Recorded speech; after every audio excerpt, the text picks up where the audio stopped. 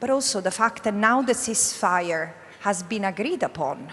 This is becoming the new tool for Israel to continue the genocide, to continue what the genocide didn't achieve, the ethnic cleansing of Palestine. Israel must put an end to its unlawful occupation. It must withdraw the troops, dismantle the colonies, and stop exploiting Palestinian resources. Everyone who's been trying to infuse an ounce of respect for international law in the context of the aggression on Gaza has been accused of anti-Semitism, supporting terrorism, from the Pope to the Secretary General, and of course, special rapporteurs among others. Everyone who's been trying to infuse an ounce of respect for international law in the context of the aggression on Gaza has been accused of anti-Semitism, supporting terrorism, from the Pope to the Secretary General, and of course, special rapporteurs among others. I will not be silent till I will have breath in my lungs. I will continue to advocate for justice. Obviously, we just heard the view from Africa and another part of Asia, but there is absolutely no shortage, is there, of inequalities, injustices from Africa to the Middle East, but specifically and perhaps nowhere more than in occupied Palestine, which is your mandate. It isn't just governments and political leaders who are either unable or unwilling to fulfill some of their legal and moral obligations. It's also major institutions like the United Nations, given the fact that it is the world's foremost peacekeeping body. It has failed repeatedly, as we all know, to secure a ceasefire for Gaza over 2 years. It was blocked by one permanent member at least 6 times. How do you deliver justice for Palestinians, given this reality, and would it require accountability, including from outside actors who have, for the past 2 years, either stood by silently or were complicit, actively fueling Israel's war machine? Good afternoon, everyone. I would also like to extend my appreciation and gratitude to the Doha Forum, Excellencies, Sheikh Musa. I think that if there is a word that comes to my mind more than any other these days, is rapture, is apocalypse. I've often described the situation of Gaza, of Palestine, in fact, as apocalyptic, and I'll get back to it. But the question of rapture is harshly felt inside the international system. Those who behave, those who believe, those who advocate for the application of, and those who have to use international law as a compass to guide politics. And today they are confronted with the reality where the compass works. It's not international law that has a problem, it's politics. It's politics that has completely lost its moral compass. And is it new? No, it's not new. Palestine bears testament to all injustices that other parts of the world, like Somalia, Yemen, and many others of distinguished representatives who are here today speak to. What I think, and also the breaking of the trust into the political system, I'm equally horrified as a lawyer, as a special rapporteur, to see the United Nations, the organizations whose very existence is connected to the never again, to the crimes, to the horrible, abominable crimes that were committed during World War II, to make sure that we do not get there again, that never again is really respected, to preserve peace and stability, premised upon the respect of everyone's dignity and equality. I'm equally horrified, I was saying, to see that, yes, it took 2 years to arrive, to vote, to pass a resolution that included the ceasefire, but also the fact that now the ceasefire has been agreed upon. This is becoming the new tool for Israel to continue the genocide. to continue what the genocide didn't achieve, the ethnic cleansing of Palestine, the total crushing of the Palestinians' right to self-determination. And this is why I say this is a moment that calls for full introspection and realization of how are we making to repair that trust. Because the trust that is at the basis of the social contract that exists at the domestic level in democracies, but also at the international level in the United Nations, is under test today. If you see, for one thing I'm proud to be a Western person, a European today, is not just because of the system of values premised upon the respect of international law, the rule of law, or equality before the law. No, it's the young people, the young generation, which in the West has been the first from the United States to Europe to Australia and other places, former colonies, former settler colonial endeavors. They have stood up against the genocide. They have been the first to protest, followed by the workers. And what they have been met with?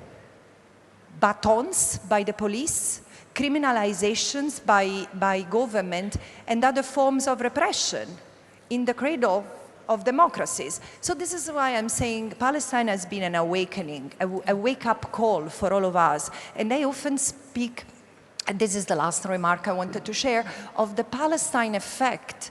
This is not the first genocide in human history. This is at least the third genocide, if not the fourth or the fifth, that occurs in my my lifetime.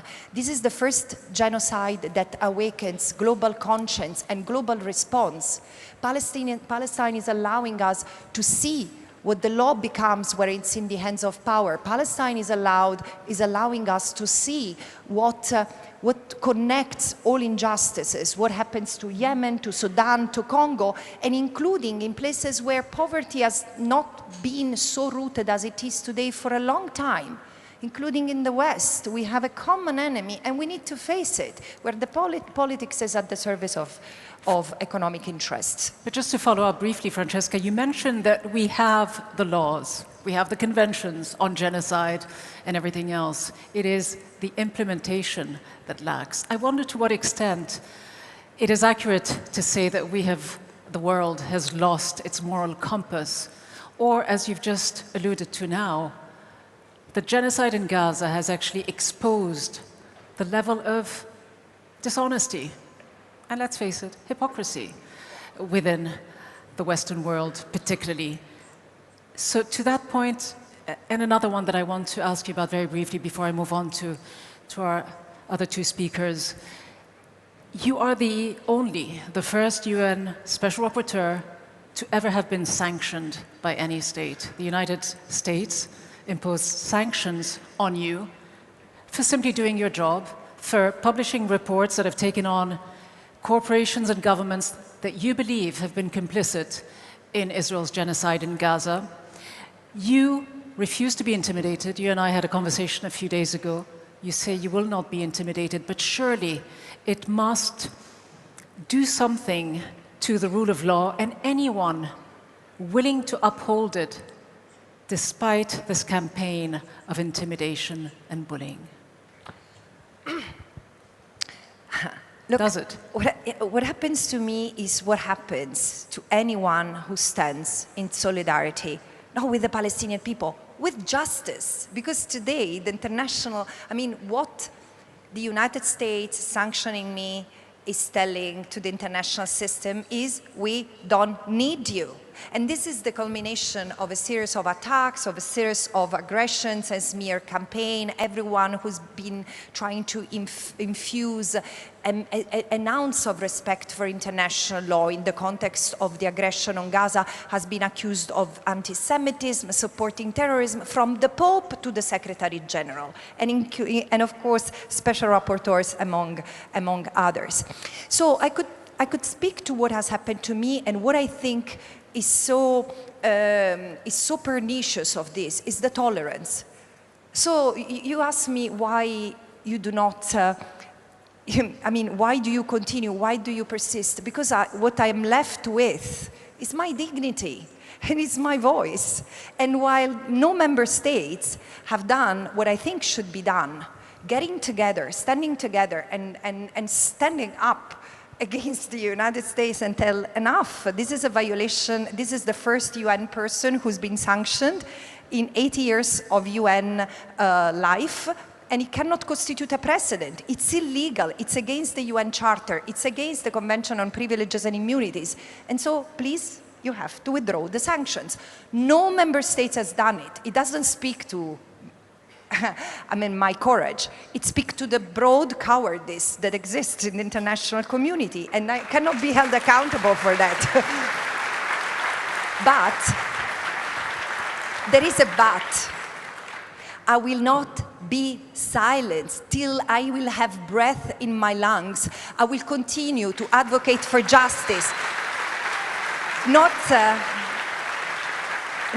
a lawyer, not as the special rapporteur for the occupied Palestinian territory, but as a mother who doesn't want that the brutality that has been unleashed day in and day out with the complacency and the complicity of so many governments, especially from the part of the world I come from, will become the rule. I cannot accept as a mother that this is normalized, and this is why I keep on saying we still have time. What we are using is not something we have inherited from our ancestors. It's something that we are borrowing, and let me be very honest, we are stealing from our children, and this is why I think let's take it as an opportunity to change. If I may, you know, I'm reminded of something Noam Chomsky once said. He said that your rights correspond to your power and your wealth. Do you believe that is true in the Palestinian context, in the sense that the Palestinian people do not have much international support, not on a popular level, but with governments, because of their lack of power and wealth to a certain degree? As a European, do you think this is a turning point? Yes, I think it's a turning point. And also this is what is so interesting about the history of Palestine. I was recently in South Africa, where I realized something beautiful that surprised me. We tend to think as Nelson Mandela quite as a unique, and he was a very special man. But if you go to South Africa, you realize that Nelson Mandela couldn't have been born in any other country, in the sense that the South Africans have a strength that it's almost incomparable to anything I've seen. Why? Because this is a people that has really fought for centuries, and one of the most horrible forms of settler colonial domination, and which in the last 50 years of its life were known as apartheid. But Nelson Mandela is one of the most famous quotes of his is, South Africa, we will not be free until Palestine is free. What did he mean? Why didn't he say Somalia or Yemen or any other country? Because of something that linked South Africa and Palestine. It's the European settler colonial mentality that still underpins what Israel is doing to the Palestinian people, and especially in the occupied Palestinian territory. So do I see a moment of redemption? Absolutely.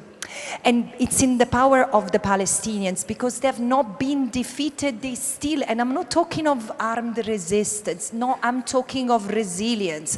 Sumud, which is the most defining value for the Palestinian people, has become a universal term.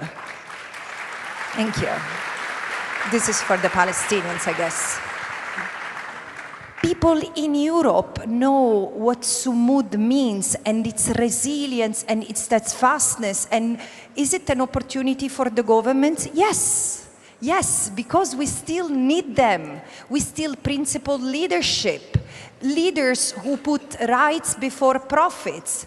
People in governments who are able to make sacrifices and act with dignity and integrity. There is always time, but time is not infinite.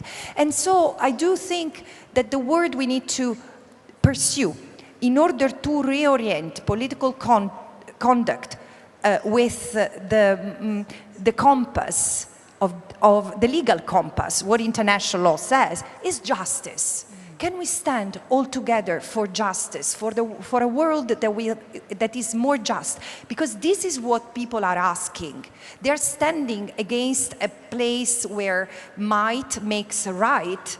And in fact, the people of the world are getting united from Malaysia, Yemen, Somalia, South Africa, to all places on the world, not just the young people, the workers striking and civil servants breaking the ranks, demonstrating that you can be more civil than servants. This is the cusp of a revolution. The reason why I'm still hopeful is that the power of the Palestinians is intact. And today, Palestine doesn't just mean sumud. Palestine is speaking the word and the verb and the grammar of justice. Final thought, we've got 3.5 minutes. I know that you've been warning, haven't you, that we are misusing our resources, that we have a finite time on this earth, and that we must do more when we can. You said to me a few days ago that the mask has fallen, and that without popular action, justice will not be delivered. So the question is, do you believe meaningful justice can still be achieved, and what must we all do, not just governments, but all of us? Yes, so let me end on a positive note. And this is not just to re-energize the discussion, but because I really believe that we can still make it better. And it's through justice. But first, let me take 1 minute to share a reflection that I hope will plant a seed of curiosity in you. Some scholars have written an article titled "Palestine is a feminist issue." And this is so powerfully true. In the beginning, I was saying, what does it mean? I thought that it was referring to the fact that the feminist movement, especially in the West, had not been very close to the fate of the Palestinian. Is not that. It's about emancipation from oppressive structures of power that speak patriarchy. It's true at the domestic level, it's true at the international level. Because look at the way, for example, the International Criminal Court, Palestinian Human Rights Organization, a UN Special Rapporteur are being sanctioned. This is a slap in the face of the system. And it doesn't come from someone who respects the rules. It's someone who feels above the rules. And this is why I'm saying we need to break this system, not in a peaceful way. And we can. How do we do that?